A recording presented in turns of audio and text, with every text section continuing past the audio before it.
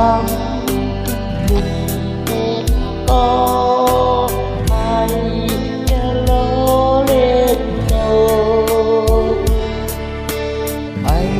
ตามทางที่เหมาะสมไปตามทิศทางเดิมให้ต่างพันต่างเท่าต่างก็ให้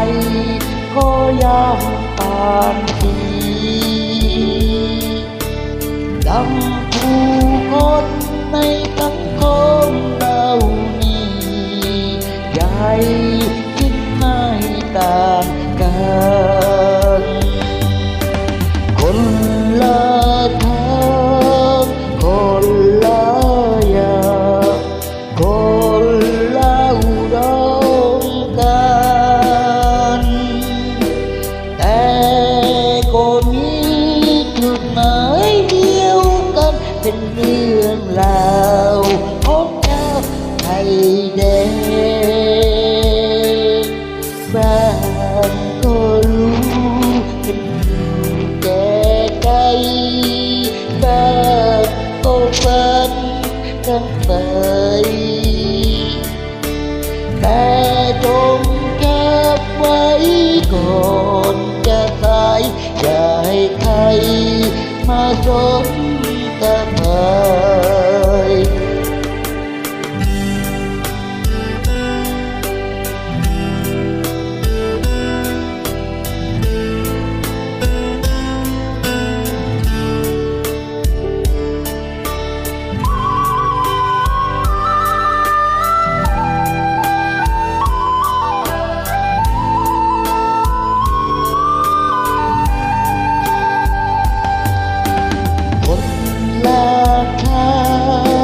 คนละ